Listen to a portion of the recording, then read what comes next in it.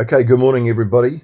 This is part 3 of a series of videos on an article written by Muriel Newman called Mana or Money, and it's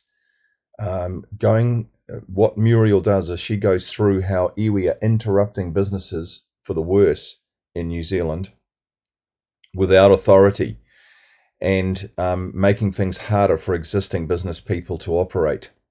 And like I say, their interruptions are unlawful. Yesterday we looked at mussel spat farming in 90 Mile Beach in Northland. Now mussel spat is just the pupae or baby mussels, if you like, that were being harvested by a company in 90 Mile Beach in Northland. Locally we got involved, and they started to interrupt the whole industry, saying that the harvesting of the mussel spat was harming the tuaroa and shellfish beds of their on the beach. Well, let's pick this up today and then move on. But in 2019, it says here, but in 2019, locally we decided to disrupt the industry. We talked about this yesterday, so if you want more detail about this, go into yesterday's video and you'll see the whole thing. But we're just going to finish this off. Without proof, they claim mechanical harvesting of the mussel spat was damaging taroa beds and leading to decline in numbers. This is at odds with NIWA research from 2007 that showed the impact of mechanical harvesting on the taroa beds was minimal. This was later confirmed by Fisheries New Zealand. So what's happening here is you have local Maori who are interfering with a good existing business where people have worked very hard to run the business and are doing really well. Suddenly Maori interfere with it, and they are contradicting, Maori are contradicting solid research showing the opposite of what Maori are saying. Does anybody do anything about this? No. Does the government do anything about this? No. Does the local council know? Do the police know? And Maori opinion is seen as more valid than NIWA research or Fisheries New Zealand research. Well, how is that allowed to happen? How is that allowed to happen in modern New Zealand? That somebody unauthorized, unlawfully can come along and then everybody take them seriously. In 2015, a Waikato University report on the decline of taroa identified poaching as the main problem. It was not mechanical devices being used on the beach that was the problem. It was poaching. Quote, illegal harvesting of taroa is widespread and frequent. The customary take is probably out of control in some places. Based on our recent observations in Northland, illegal harvesting of protected taroa is widespread, frequent, and has in some cases resulted in the reluctance and disappearance of adult taroa beds. Oh my goodness. So what you have here is you have Maori who are responsible for the decline in the shellfish beds on 90 Mile Beach. And yet they are blaming it on mussel spat harvesting. Can you believe the hypocrisy of this?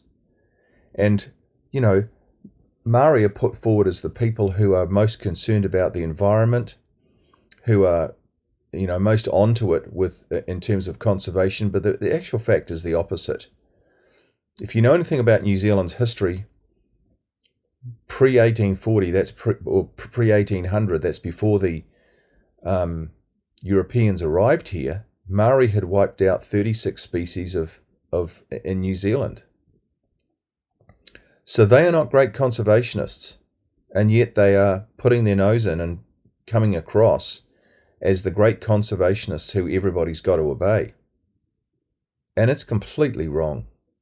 Let's just look at this article here click on the hyperlink here and see what that opens up. It says decades of fishing bans have not rescued seafood delicacy. So if we go and have a look at this video here, we'll get more detail about the hypocrisy of Maori interference.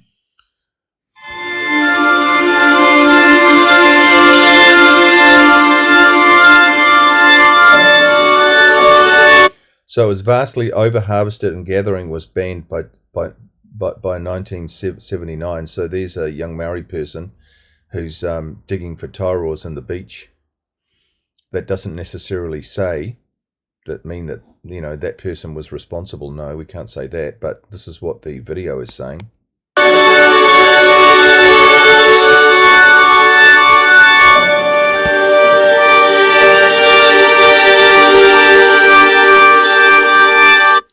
So here is the key thing. Look, it says here, and you can't actually, because it's covered by the first piece of writing here. Customary harvesting was partially to blame. So Maori overfished it themselves.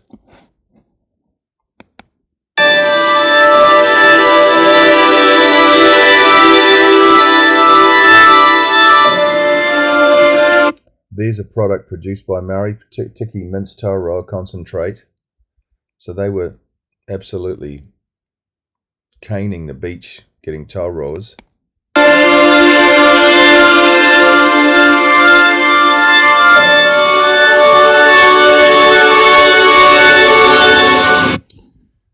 So there you go. The iwi, however, pointed their finger at mussel spat collectors, so they blamed somebody else rather than taking responsibility for it themselves. To avoid conflict, the industry agreed to hand harvesting in the area of concern where most of the spat lands.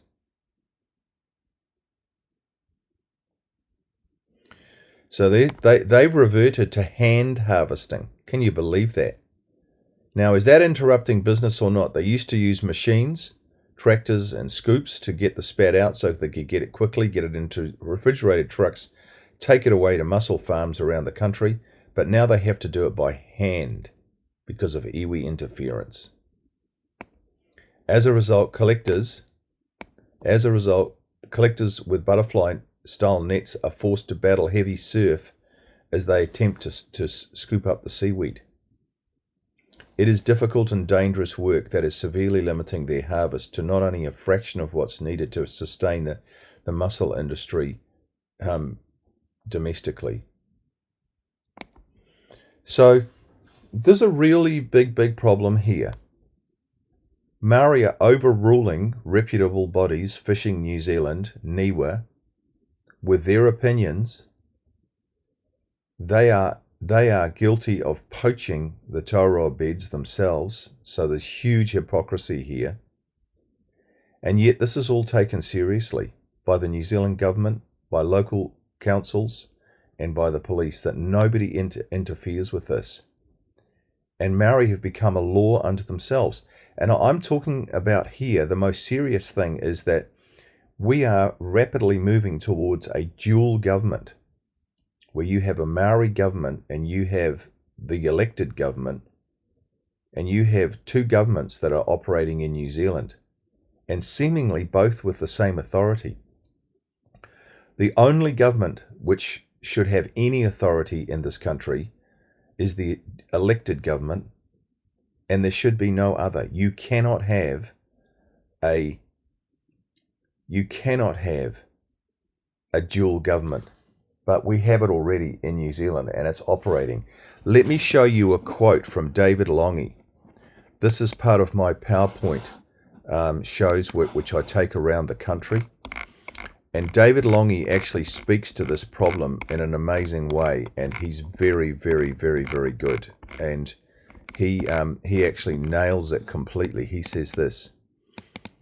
David Longy said,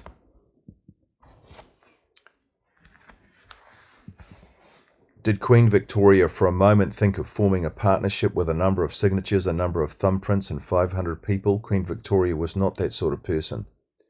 You can have a democratic form of government, or we can have indigenous sovereignty.